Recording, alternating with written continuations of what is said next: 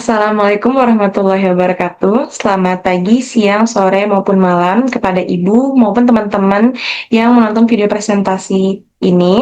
Kami dari kelompok 2 pada kesempatan kali ini akan mempresentasikan terkait aspek lingkungan serta aspek keuangan terhadap ide bisnis kami. Next. Oke, sebelum memaparkan aspek lingkungan serta aspek keuangan yang telah kami buat, saya akan memperkenalkan siapa-siapa saja anggota yang ada dalam kelompok 2 ini. Pertama itu ada saya sendiri, yaitu Clarissa Felicia Arianti selaku moderator. Lalu ada Mas Bayu Soleha, Lydia Sartika, Naila Hizati, dan Widya Agustina selaku pemateri. Pertama, kami akan memaparkan terkait aspek lingkungan yang akan dijelaskan oleh Naila. Kepada Naila, disilakan. Terima kasih moderator. Selanjutnya saya akan menjelaskan aspek lingkungan, khususnya dampak terhadap tanah dan air. Dari sisi tanah, pembangunan satu ruas park dapat menyebabkan perubahan penggunaan lahan, berkurangnya ruang terbuka hijau, serta gangguan pada vegetasi dan daya serap tanah. Untuk mengurangi dampak tersebut, dapat dilakukan beberapa upaya seperti reboisasi, penyediaan ruang terbuka hijau, pembangunan area resapan air, serta pelaksanaan AMDAL. Kemudian dari sisi air, aktivitas waterpark dan food court itu tuh berpotensi menghasilkan limbah cair dan meningkatkan penggunaan air bersih. Oleh karena itu, diperlukan sistem filtrasi dan sirkulasi air yang baik, pengolahan limbah cair sebelum dibuang ke lingkungan, serta penggunaan air yang lebih efisien. Next.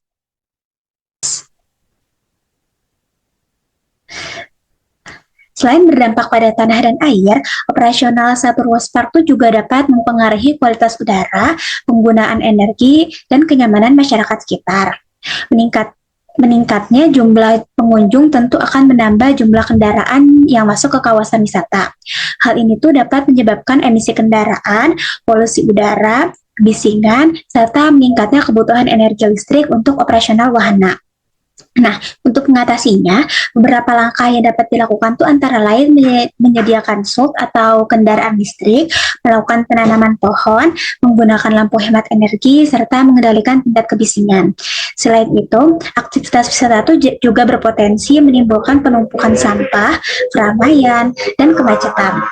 Karena itu, diperlukan pengelolaan sampah yang baik melalui sistem 3R, penyediaan tempat sampah yang memadai, pengaturan jam operasional, serta peningkatan keamanan dan ketertiban lingkungan. Nah, dari aspek sosial, keberadaan satu ruas park itu tuh dapat memberikan manfaat bagi masyarakat sekitar. Beberapa manfaat yang dapat dirasakannya yaitu terbukanya lapangan pekerjaan baru, meningkatnya aktivitas ekonomi masyarakat, khususnya pada sektor UMKM, transportasi, dan kuliner, serta mendukung perkembangan wisata modern di Sumatera Barat. Nah, namun dari sisi lain itu meningkatnya jumlah pengunjung itu juga dapat menyebabkan kemacetan dan kepadatan kawasan, terutama saat akhir pekan dan musim liburan. Nah, kemudian dari aspek regulasi, perusahaan itu wajib memenuhi berbagai ketentuan lingkungan yang berlaku. Hal ini tuh mencakup pengurusan AMDAL, pengelolaan limbah yang sesuai standar, serta kepatuhan terhadap seluruh peraturan lingkungan agar kegiatan usaha dapat berjalan secara legal dan berkelanjutan. Next.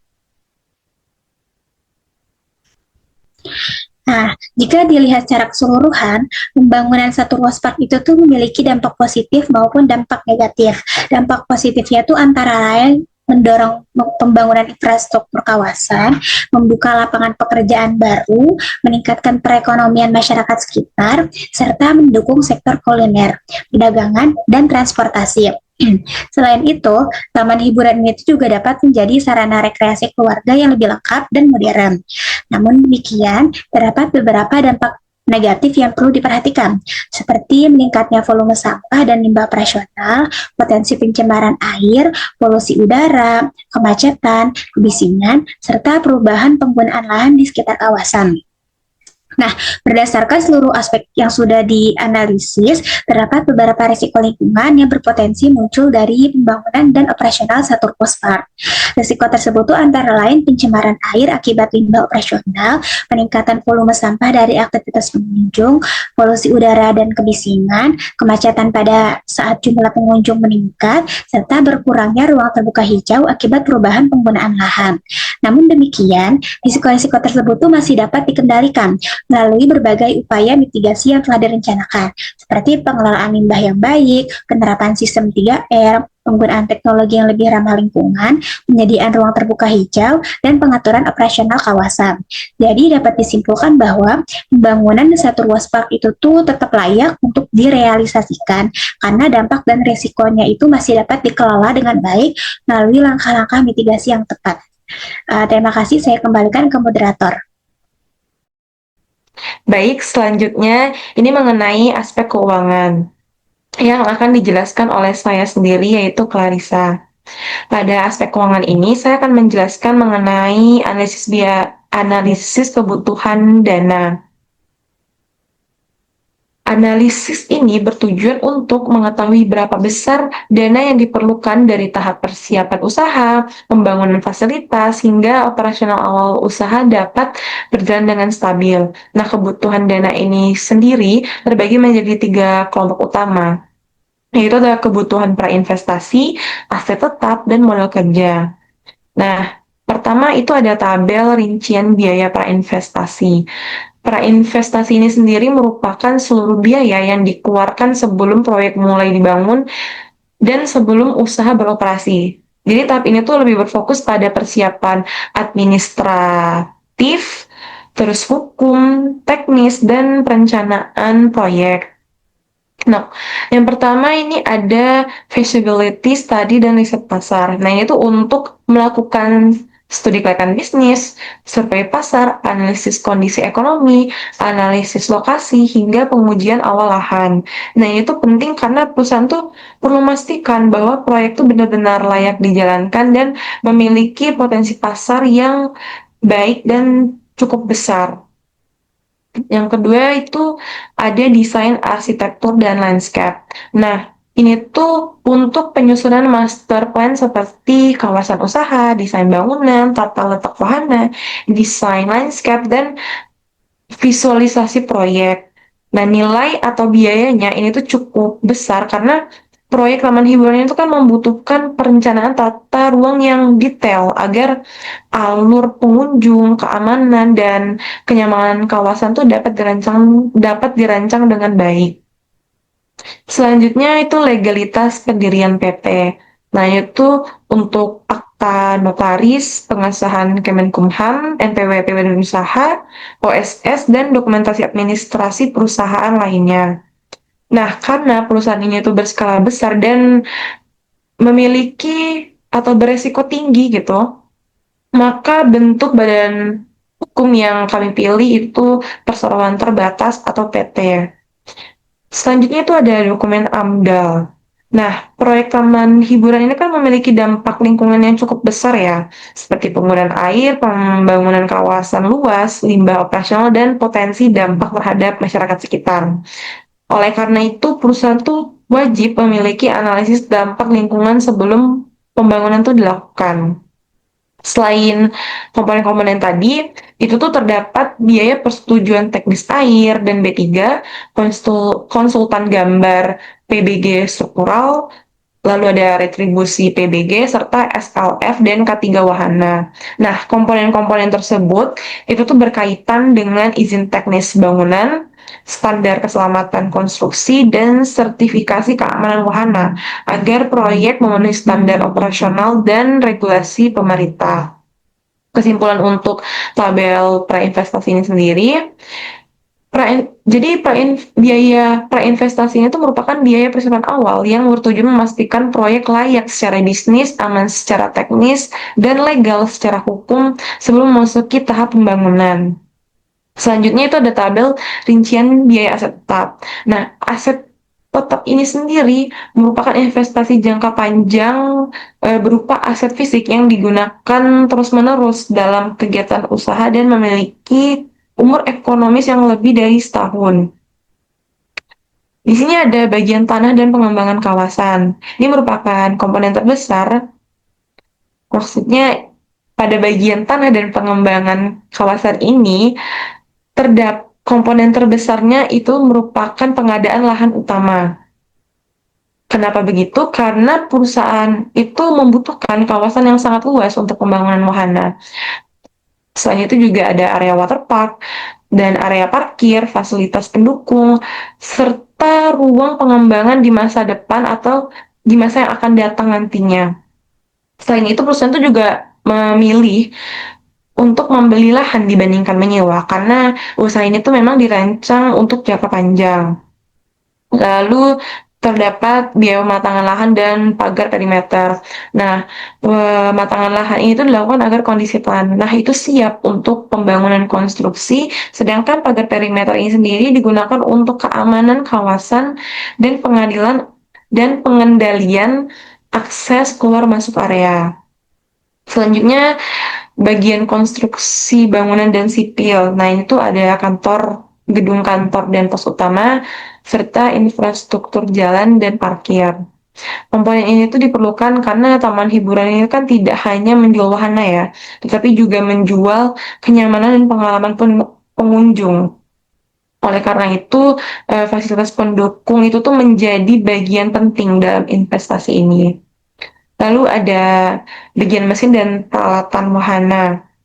Nah, investasi wahana seperti wahana ekstrim, wahana keluarga, wahana zona anak, dan wahana waterpark.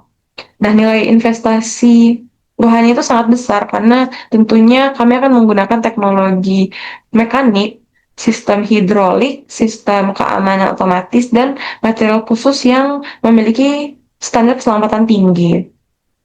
Selain wahana tadi, pada bagian teknologi dan armada, perusahaan itu juga menginvestasikan sistem ticketing, CCTV, control system, lighting system, dan kendaraan operasional. Nah, hal ini tuh menunjukkan bahwa konsep taman hiburan yang kami rancang itu tuh tidak hanya fokus pada hiburan, tetapi juga pada efisiensi operasional, keamanan, dan pelayanan berbasis teknologi. Jadi secara keseluruhan, total nilai investasi aset tetap ini tuh besar karena usaha taman hiburan ini tuh termasuk bisnis yang padat modal, yang membutuhkan lahan luas, fasilitas lengkap, teknologi tinggi, dan infrastruktur jangka panjang. Yang terakhir, ini ada tabel modal kerja. Ini adalah dana yang digunakan untuk menjalankan operasional harian perusahaan setelah fasilitas selesai dibangun. Jadi walaupun aset tetap sudah tersedia gitu ya, perusahaan tuh tetap membutuhkan dana operasional agar bisnis dapat berjalan setiap hari. Nah, di sini ada persediaan awal barang. Nah, itu seperti bahan kimia kolam, perlengkapan tiket, dan suku cadang wahana. Komponen ini tuh penting karena taman hiburan tuh membutuhkan perawatan rutin agar kualitas air, keamanan wahana, dan pelayanan pengunjung itu tetap terjaga. Selanjutnya ini ada utilitas dan energi. Nah, ini tuh seperti listrik, industri, air bersih, dan BBM. Nah, biaya-biaya pada komponen ini tuh tentunya cukup besar karena wahana permainan, pompa waterpark, pencahayaan, dan sistem operasional lainnya tuh menggunakan energi dalam jumlah yang cukup tinggi. Lalu ada komponen terbesar dalam tabel ini yaitu gaji karyawan. Hal ini karena operasional taman hiburan itu kan membutuhkan tenaga kerja mulai dari operator wahana, lifeguard, customer service, teknisi, keamanan hingga cleaning service. Nah, jumlah SDM yang besar itu tuh diperlukan agar operasional tuh berjalan aman, nyaman, dan sesuai SOP. Nah, itu juga di sini ada administrasi dan pemasaran. Nah, di situ terdapat biaya promosi, asuransi pengunjung, dan operasional kantor. Promosi ini sendiri itu diperlukan untuk menjaga jumlah pengunjung tetap stabil, sedangkan asuransi dan K3 itu penting karena bisnis taman hiburan ini kan memiliki resiko keselamatan yang cukup tinggi. Jadi, model kerja ini sendiri itu berfungsi menjaga kelancaran operasional harian perusahaan sebelum pendapatan usaha tuh benar-benar stabil. Baik, sekian dari saya.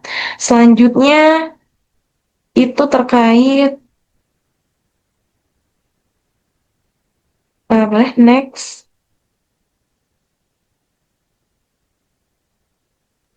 Sumber pendanaan ini sendiri akan dijelaskan oleh Mas Ayu. Kepada Mas Ayu dipersilakan. Baik, terima kasih kepada Larissa. Selanjutnya saya akan menjelaskan mengenai sumber pendanaan usaha satu Uspak. Berdasarkan hasil analisis kebutuhan dana, usaha satu Uspak diperkirakan membutuhkan total investasi sekitar 650 miliar rupiah. Kebutuhan dana tersebut digunakan untuk mendukung pembangunan kawasan wisata secara menyeluruh, mulai dari pembelian lahan, pembangunan bangunan dan fasilitas, pengadaan wahana, serta teknologi dan keandaraan operasional hingga kebutuhan operasional awal perusahaan. Untuk memenuhi kebutuhan investasi yang besar tersebut, perusahaan menggunakan kombinasi sumber pendanaan internal dan eksternal agar struktur keuangan lebih seimbang dan risiko pendanaan dapat dikendalikan. Sumber pendanaan pertama berasal dari modal pendiri atau pemegang saham sebesar 30% atau sekitar 195 miliar rupiah. Dana ini kami gunakan untuk modal awal perusahaan yang difokuskan untuk pengurusan legalitas usaha, penyusunan studi kelayakan, perencanaan proyek, serta mendukung tahap awal pembangunan. Penggunaan modal sendiri juga menunjukkan komitmen pemilik terhadap keberlangsungan usaha, serta meningkatkan kepercayaan pihak eksternal terhadap proyek yang dijalankan. Selanjutnya yaitu pendanaan kedua berasal dari pinjaman bank sebesar 50% atau sekitar 325 miliar rupiah dan menjadi sumber pendanaan terbesar dalam usaha ini. Dana dari pinjaman bank digunakan untuk pembiayaan pembangunan kawasan, pembangunan bangunan utama dan fasilitas pendukung, pengadaan wahana permainan, sistem waterpark, teknologi e-ticketing, serta infrastruktur dan operasi lainnya. Pendanaan bank dipilih karena usaha taman hiburan membutuhkan investasi yang besar dan bersifat jangka panjang. Selanjutnya sebesar 15% atau sekitar 97,5 miliar berasal dari investasi atau mitra strategis. Dana ini digunakan untuk mendukung pengembangan fasilitas tambahan, ekspansi kawasan wisata di masa mendatang, peningkatan kualitas pelayanan, serta memperkuat daya saing usaha di industri rekreasi. Terakhir, sebesar 5% atau sekitar 32,5 miliar berasal dari sponsorship dan kerjasama bisnis. Dana ini digunakan untuk mendukung kegiatan promosi, penyelenggaraan event, pengembangan branding, serta kerjasama dengan tenan dan mitra usaha lainnya sehingga dapat membantu mengurangi beban pendanaan perusahaan.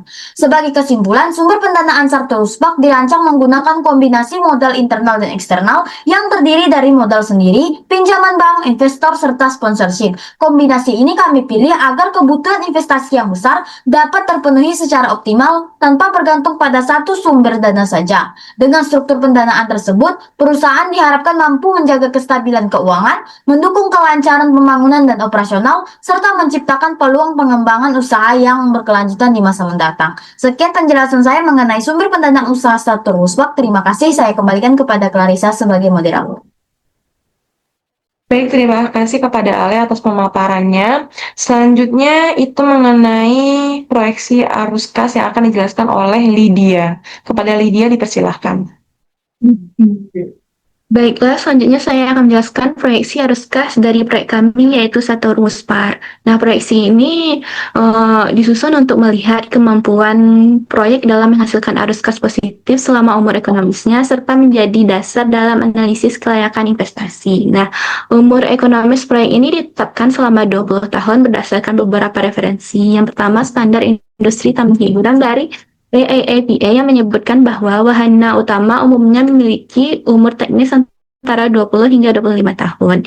Nah, yang kedua berdasarkan standar akuntansi keuangan yang menyatakan bahwa aset tetap seperti bangunan dan infrastruktur memiliki umur manfaat hingga 20 sampai 40 tahun. Yang ketiga yaitu berdasarkan panduan studi kelayakan investasi pariwisata dari Bappenas yang merekomendasikan horizon analisis 15 hingga 25 tahun untuk proyek investasi berskala besar. Nah, oleh karena itu umur ekonomis 20 tahun kami pilih sebagai asumsi yang cocok dan realistis dalam proyek taman hiburan kami. Selanjutnya, untuk arus kas keluar investasi awal atau initial cash outflow, yang dimana total investasi yang dibutuhkan lebih kurang 652 miliar. Yang dimana investasi ini terdiri dari biaya prainvestasi seperti studi kelayakan, desain AMDAL, dan perizinan sebesar 5,95 miliar, serta investasi aset tetap berupa pembangunan kawasan, wahana, teknologi, dan kendaraan sebesar lebih kurang 646 miliar. Nah, sementara itu untuk arus kas masuk operasionalnya berasal dari tiket penjualan wahana hiburan yang dimana sebagai sumber pendapatan utama. Nah, pendapatan tambahannya itu diperoleh dari paket bundling all-in-one, penjualan makanan dan minuman, merchandise, serta layanan fast track. Nah, harga tiket rata-rata pada tahun pertama kami proyeksikan sebesar 130.000 per orang. Nah, sedangkan pendapatan dari F&B dan merchandise diperkirakan berkontribusi sekitar 30% dari pendapatan tiket penjualan. Selanjutnya untuk biaya operasionalnya, total biaya tahunan kami proyeksikan sebesar 10,59 miliar, sekitar 65% ini dialokasikan untuk gaji karyawan. Nah, sedangkan 35%-nya disisakan untuk biaya listrik, air, BBM, asuransi, promosi, dan lainnya. Nah, dalam proyeksi ini kami juga memperhitungkan kenaikan biaya, yaitu gaji itu akan meningkat 10% setiap 2 tahunnya, dan biaya non-gaji itu bakal meningkat 2,5% per tahun mengikuti inflasi. Nah, selain itu, terdapat juga komponen penyusutan yang merupakan biaya non-kas. Nah, penyusutan itu dihitung menggunakan metode garis lurus dengan nilai aset sebesar lebih kurang 646 miliar. Nah, dan umur ekonomis 20 tahun, sehingga menghasilkan beban penyusutan sekitar lebih kurang 32 miliar per tahunnya. Nah, baiklah, sekian dari saya kembalikan kepada moderator. Baik, terima kasih Lydia atas pemaparannya. Selanjutnya itu terkait hmm, rata-rata inflasi yang akan dijelaskan oleh Widya. Kepada Widya dipersilakan. Terima kasih kepada moderator. Baik, saya akan menjelaskan mengenai risiko dari bisnis kami. Risiko yang kami ambil dalam bisnis ini adalah proyeksi rata-rata inflasi, yaitu sebesar 2,5%. Angka tersebut kami ambil dari tingkat inflasi Bank Indonesia tahun 2024 sampai dengan 2026, yaitu sebesar 2,5% dengan deviasi 1% atau berkisar 1,5% sampai dengan 3,5%. Meskipun target inflasi Bank Indonesia itu bersifat jangka menengah dan dapat berubah sesuai dengan kondisi ekonomi, angka tersebut tetap kami gunakan sebagai asumsi dalam proyeksi bisnis kami dan dapat disesuaikan apabila terjadi perubahan ekonomi yang signifikan. Kemudian alasan kami memilih inflasi sebagai risiko dari bisnis kami karena bisnis kami ini bergerak di bidang hiburan dan rekreasi, di mana sangat bergantung kepada daya beli masyarakat. Jadi ketika inflasi terjadi, masyarakat cenderung akan mengutamakan kebutuhan utamanya dibandingkan mengeluarkan uang untuk hiburan. Hal tersebut akan mempengaruhi secara langsung kepada bisnis kami, yaitu menurunnya jumlah kunjungan dan juga berkurangnya pendapatan dari perusahaan kami. Kemudian selain itu, inflasi juga dapat meningkatkan biaya operasional perusahaan kami, seperti biaya listrik, biaya bahan baku makanan dan minuman, biaya perawatan, pengelolaan air, serta gaji karyawan. Oleh karena itu, inflasi kami pilih sebagai risiko, karena dampaknya itu dapat mempengaruhi kinerja bisnis kami secara menyeluruh, baik dari sisi pendapatan maupun dari sisi biaya. Sekian dari saya kembalikan kepada moderator. Baik, terima kasih Widya atas pemaparannya. Dengan berakhirnya Widya memaparkan proyeksi rata-rata inflasi tadi, maka berakhir pula presentasi dari kami. Saya tutup, saya akhiri dengan wassalamualaikum warahmatullahi wabarakatuh.